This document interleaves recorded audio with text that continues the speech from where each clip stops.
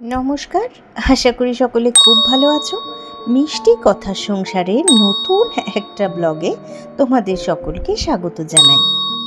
আজকে বিকেলে আমাদের এখানে বেশ জোরে বৃষ্টি শুরু হয়েছে, কিন্তু এটা কোনো বৃষ্টির ভিডিও নয়। গাছে আমি যখন স্প্রেয়ার দিয়ে জল দিচ্ছিলাম, এটা কিন্তু তখনকার বানানো ভিডিও। অথচ বিষয়টা এমনই কাকতালীয় যে আমি এই ভিডিওটা বানানোর 1 ঘন্টার মধ্যেই বৃষ্টি নেমেছিল। বিকেলবেলা এইরকম ঝমঝমিয়ে বৃষ্টি আমার কিন্তু বেশ ভালোই লাগছিল। ছাদ থেকে নিচে নেমে আসার পর আমার একটু রং তুলি নিয়ে বসতে ইচ্ছা করলো, আর বানিয়ে ফেললাম এই পাউচটা। এই রকম পাউচ কিন্তু আমি প্রথমবার বানালাম। তোমরা কমেন্ট করে জানিও তোমাদের কেমন লাগলো।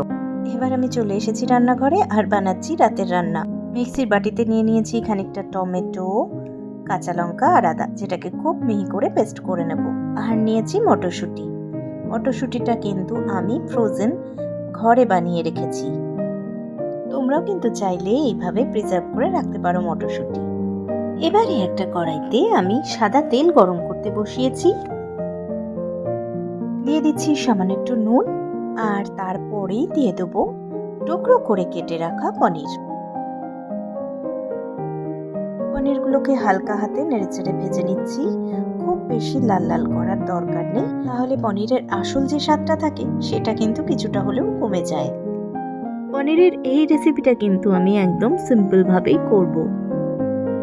পনিরগুলো মোটামুটি লাল লাল করে ভাজা হয়ে গিয়েছে। এবার আমি কড়া থেকে পনিরগুলোকে তুলে নেব। আর আমার এই মিনি ব্লগটা যদি তোমাদের ভালো লেগে থাকে, তাহলে আমার চ্যানেলটাকে সাবস্ক্রাইব করে আমার পাশে থাকার অনুরোধ রইল। সাধারণত শনিবারে আমি কিন্তু ভেজ রান্না করারই চেষ্টা করি, কিন্তু পুরোটাই ডিপেন্ড করে মুডের ওপর আর সময়ের ওপর। কারণ আমার মনে হয় ভেজ রান্নাটা একটু সময় নিয়েই করতে লাগে। আর যে কোনো রান্নার ক্ষেত্রেই সময়, ধৈর্য আর ভালোবাসা, এই তিনটে কিন্তু খুবই জরুরি। পনিরগুলো আমি এক এক করে তুলে নিয়েছি। এবার তেলের মধ্যে দিয়ে দিচ্ছি টুকরো করে কেটে রাখা আলু। আলুগুলোকে আমি বেশ লাল লাল মতো করে ভেজে নেব। চারিদিকে রান্নার গ্যাস নিয়ে যা সমস্যা দেখা দিয়েছে, তার জন্য চেষ্টা করছি যাতে খুব অল্প সময়ে আর মোটামুটি একটা অথবা দুটো মেনু দিয়ে লাঞ্চ আর ডিনারটা সেরে নেওয়া যায়। দিচ্ছি সামান্য একটু হলুদ।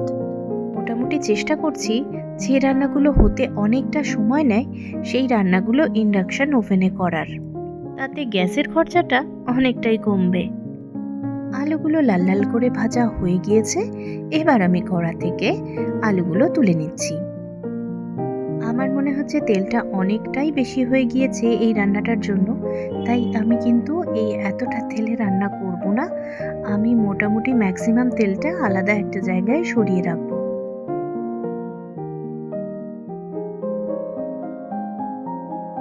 ম্যাক্সিমাম তেলটা সরিয়ে রেখে আমি ওই তেলের মধ্যে দিয়ে দিয়েছি ফোড়ন হিসেবে জিরে আর দুটো তেজপাতা।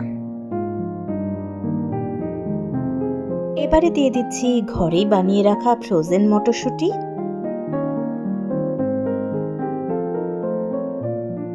মটরশুঁটিটাকে সামান্য একটু ভেজে নেব। মটরশুঁটিটা সামান্য একটু ভাজা ভাজা হলে এবারে ওর মধ্যে দিয়ে দিচ্ছি আগে থেকে বানিয়ে রাখা মশলার পেস্টটা। দিচ্ছি পরিমাণ মতো হলুদ আর কাশ্মীরি রেড চিলি পাউডার।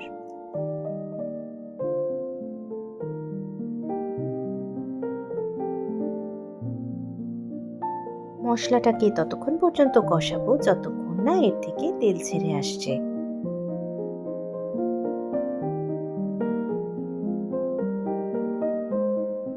দিয়ে দিচ্ছি মিক্সির বাটি ধোয়া জল বেশ খানিকটা মতো।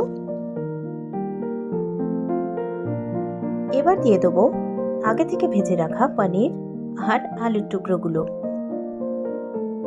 এটা তোমরা ভাত বা রুটি যে কোনো কিছুর সাথেই কিন্তু সার্ভ করতে পারো।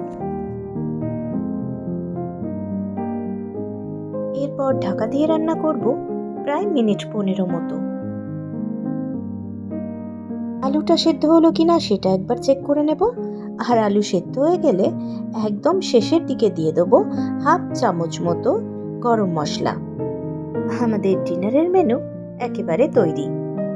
আজকের মতো তাহলে বিদায় নিচ্ছি। তোমরা সকলে খুব ভালো থেকো, সুস্থ থেকো। দেখা হবে খুব শিগগিরই নতুন একটা ব্লগে। তাহলে আজকের মতো টাটা।